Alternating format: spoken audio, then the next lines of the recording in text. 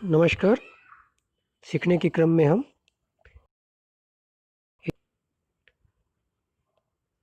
आज का हमारा टॉपिक है भारतीय समाज में नए विचार। वैसे तो यह कक्षा 8वीं का है, लेकिन सामान्य ज्ञान की दृष्टि से, जनरल नॉलेज की दृष्टि से विभिन्न प्रतियोगी परीक्षाओं के लिए और विभिन्न कक्षाओं के लिए महत्वपूर्ण है, क्योंकि इसमें पाठ से रिलेटेड महत्वपूर्ण जो इम्पोर्टेंट बिंदु हैं उनका समावेश इस वीडियो में किया गया है। तो चलिए आज का यह वीडियो हम शुरू करते हैं। भारतीय समाज में नए विचार के अंतर्गत मुख्य रूप से हम जो समाज सुधारक जिनके बारे में जानेंगे वे हैं राजा राम मोहन राय, स्वामी दयानंद सरस्वती, ईश्वर चंद विद्यासागर और भीमराव अंबेडकर।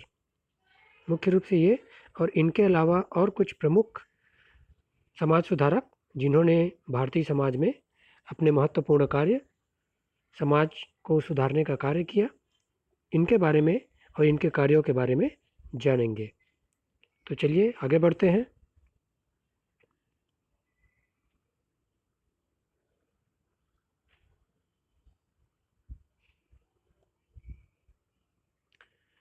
भारतीय समाज में नए विचार।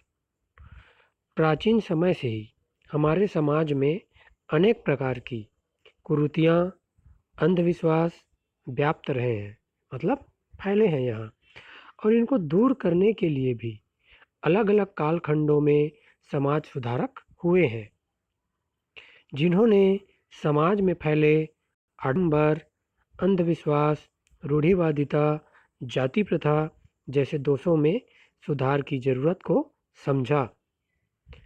इसीलिए सामाजिक सुधार के साथ साथ धार्मिक सुधारों के लिए भी प्रयास होने लगे।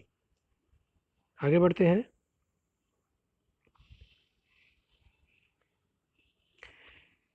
इसके अंतर्गत नए प्रभावशाली विचारों का क्या हुआ? आगमन हुआ। नए प्रभावशाली विचार इन समाज सुधारकों के द्वारा आए और समाज में इसे नव जागरण या भारतीय पुनर्जागरण के नाम से जाना गया या कहा गया। भारत में 19वीं सदी में विभिन्न समाज सुधार के कार्यों की क्या हुई? शुरुआत हुई। इन समाज सुधारकों और उनके समाज सुधार के जो कार्य किए हैं, इनके बारे में मुख्य रूप से हम आज क्या करेंगे? जानेंगे। सबसे पहले हम देखते हैं जो समाज सुधारक रहे, प्रसिद्ध रहे, वे हैं राजा राम मोहन राय। इनके बारे में हम सभी ने सुना है, पढ़ा है। बंगाल में समाज सुधार हेतु पहला कदम उठाया गया। राजा राम मोहन राय को क्या कहते हैं? पुनर्जागरण का अग्रदूत कहा जाता है। ये अक्सर पूछा जाता है कि पुनर्जागरण का अग्रदूत किसे कहा जाता है? तो पुनर्जागरण का अग्रदूत राजा राम मोहन राय को कहा जाता है। जो राजा राम मोहन राय थे वे क्या थे? अंग्रेजी शिक्षा के भी समर्थक थे। उन्होंने कलकत्ता में अंग्रेजी स्कूल और वेदांत कॉलेज की स्थापना की। 1828 में ब्रह्म समाज की स्थापना की।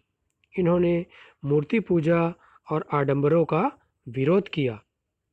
सती प्रथा को बंद करने के लिए प्रयास किया। इनके प्रयासों से ही अंततः 1829 ईस्वी में विलियम बेंटिंग ने सती प्रथा को बंद करने के लिए कानून बनाया। ये भी अक्सर पूछा जाता है कि सती प्रथा को बंद करने का कानून कब बना? तो 1829 में। किनके प्रयासों से बना? तो राजा राम मोहन राय। और यह कानून किसके समय में, कौन से गवर्नर जनरल के समय में आया? तो लॉर्ड विलियम बेंटिंग के समय में। आगे बढ़ते हैं। अगले समाज सुधारक है स्वामी दयानंद सरस्वती। स्वामी दयानंद सरस्वती ने 1875 में आर्य समाज की स्थापना की। ये पूछा जाता है अक्सर, आर्य समाज की स्थापना किसने की? तो स्वामी दयानंद सरस्वती ने 1875 में। मूर्ति पूजा, छुआछूत, धार्मिक अंधविश्वास और आडंबरों का इन्होंने विरोध किया। बाल विवाह, कन्यावध आदि कुप्रथाओं का विरोध किया। विधवा विवाह और नारी शिक्षा के क्या थे? ये समर्थक थे।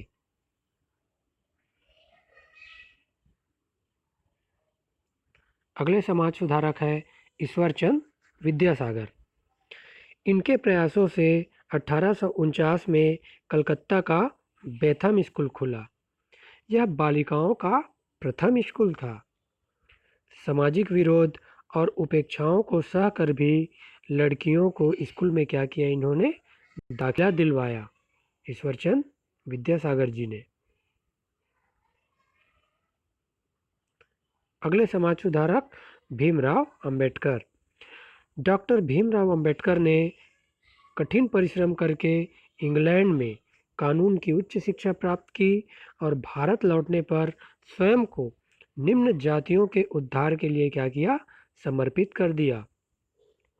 उनका मानना था या वे मानते थे कि निम्न जातियों को अपने उद्धार के लिए शिक्षित और संगठित होना पड़ेगा। भारत के संविधान निर्माण में इनका बहुत ही महत्वपूर्ण योगदान रहा। अन्य समाज सुधार के कार्य, आगे बढ़ते हैं, अन्य समाज सुधार के कार्यों के बारे में जानते हैं। इन सभी के अलावा महाराष्ट्र में पंडित विष्णु शास्त्री ने स्वयं विधवा से विवाह करके समाज में एक उदाहरण प्रस्तुत किया। रामकृष्ण गोपाल भंडारकर ने रूढ़िवादियों के विरोध के बावजूद अपनी विधवा बेटी का पुनः विवाह करवाया, समाज में उदाहरण पेश करने के लिए, समाज को सीख देने के लिए। सर सैयद अहमद खान ने भी मुस्लिम समाज के विकास के लिए अलीगढ़ आंदोलन चलाया। सर सैयद अहमद खान ने महाराष्ट्र में ज्योतिबा फुले और उनकी पत्नी सावित्रीबाई फुले द्वारा पूना में क्या किया गया? बालिका स्कूल खोला गया।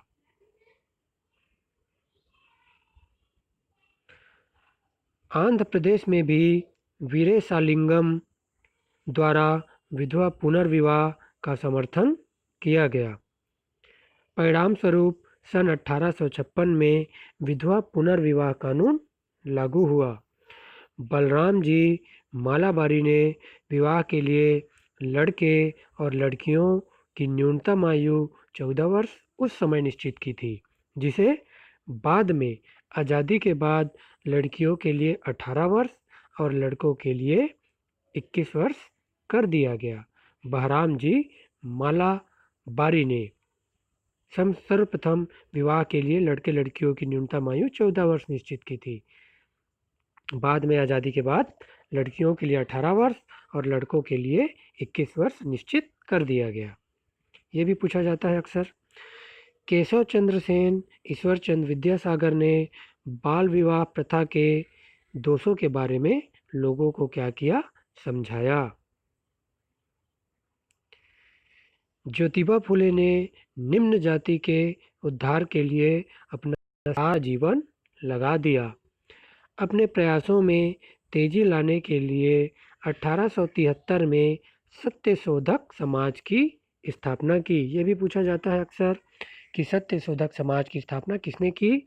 तो ज्योतिबा फुले ने।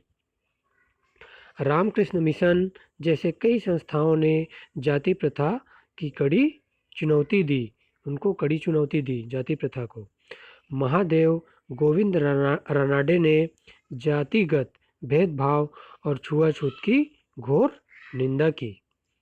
रमाबाई सरस्वती ने विधवा महिलाओं को शिक्षित करने के लिए शारदा सदन नामक आश्रम और स्कूल खोला। रमाबाई सरस्वती जो थी संस्कृत की बहुत अच्छी ज्ञाता थी। आगे देखते हैं छत्तीसगढ़ के समाज सुधारक। गुरु घासीदास छत्तीसगढ़ के प्रसिद्ध समाज सुधारक थे। 18 दिसंबर 1756 को रायपुर, वर्तमान में बलौदा बाजार जिला के अंतर्गत गिरौदपुरी गांव में क्या हुआ? गुरु घासीदास जी का जन्म हुआ। इन्होंने सतनाम पंथ चलाया। वे सत्य को ही ईश्वर मानते थे। साथ ही साथ छत्तीसगढ़ में पंडित सुंदरलाल शर्मा ने निम्न जातियों के उद्धार के लिए महत्वपूर्ण प्रयास किया। सभी जातियों के लोगों को जनेऊ धारण करवाया और राजिम के राजीव लोचन मंदिर में प्रवेश दिलाया। इस प्रकार अनेक समाज सुधारकों के विभिन्न प्रयासों से समाज में व्याप्त कुप्रथाओं, आडंबरों, छुआछूत, जाति प्रथा, अंधविश्वास को समाप्त करने का प्रयास किया गया। परंतु हम सभी आजकल देखते हैं वर्तमान में भी जाति प्रथा समग्र व्याप्त है। परंतु जाति प्रथा को समाप्त करने के लिए आज भी समाज में क्या है, पर्याप्त जन जागरण की ज़रूरत है। तो आज के वीडियो में हमने समाज में व्याप्त विभिन्न कुप्रथाओं और भारतीय समाज में विभिन्न जो समाज सुधारक हुए हैं उनके बारे में विस्तार से जाना। तो इसी तरीके से एजुकेशनल वीडियो देखने के लिए हमारे साथ जुड़े रहिए।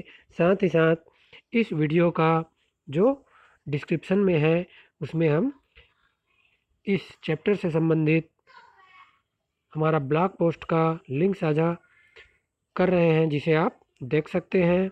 तो आज के इस एजुकेशनल वीडियो में जुड़ने के लिए आप सभी का बहुत बहुत धन्यवाद।